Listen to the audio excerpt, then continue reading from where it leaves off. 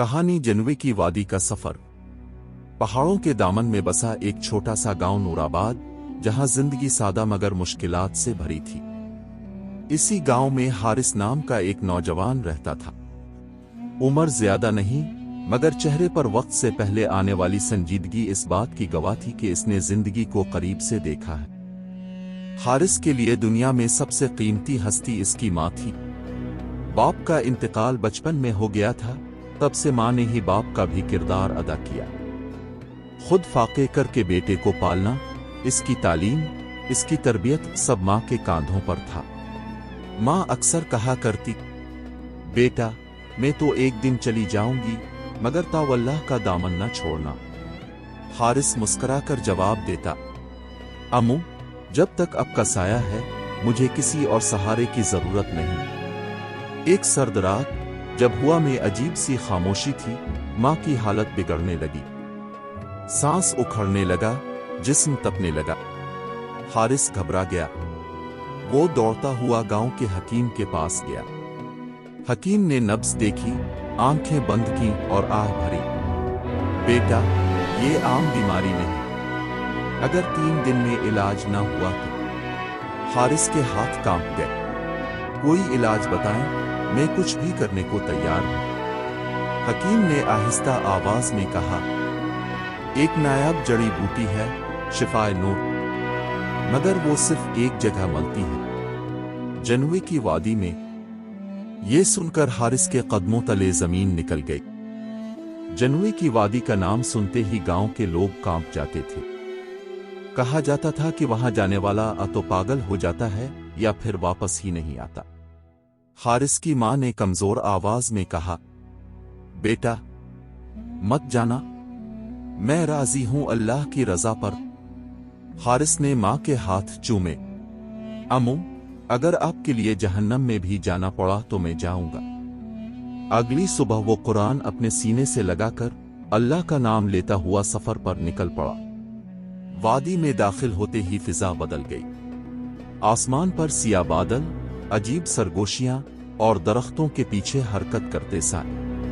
अचानक जमीन हिलने लगी और 3 खौफनाक जनू जाहिर हुए। एक गरजदार आवाज आई, इंसान वापस लूट जा। हारिस के कदम लरज गए, मगर उसने कलमा पढ़ा और बोला, मैं मां की जान बचाने आया हूं। जनू हंसने लगे। ये वादी सिर्फ बहादुरी नहीं, नियत भी आजमाती है। इसी लम्हे रोशनी की एक लकीर नमूदार हुई। इसमें से एक बावकार लड़की सामने आई, शहजादी माही।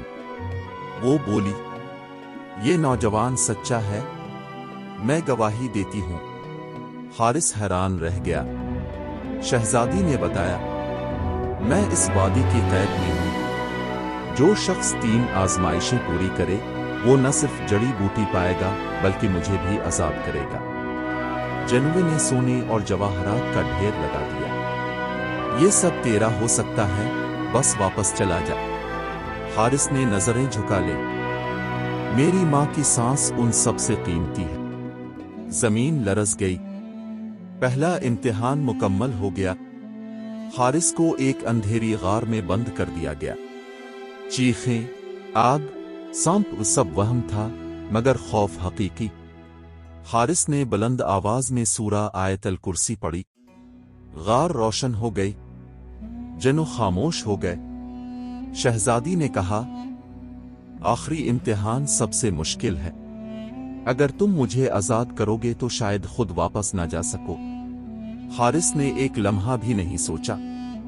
अगर मेरी कुर्बानी से किसी को आजादी मिलती है तो यही मेरा इनाम है। वादी का अंधेरा छुट गया। दरख्त सब्ज हो गए। शहजादी आजाद हो गई और उसने हारिस को शिफाए नूर थमा दी। अल्लाह ने तुम्हें तुम्हारी नियत के सबब जाना है। हारिस दौड़ता हुआ गांव पहुंचा। मां को दवा पिलाई। 3 दिन बाद मां उठकर बैठ गई। बेटा ये मौजिज़ा है। हारिस की आंखों से आंसू बह रहे थे। नहीं अम्मू, ये आपकी दुआ है।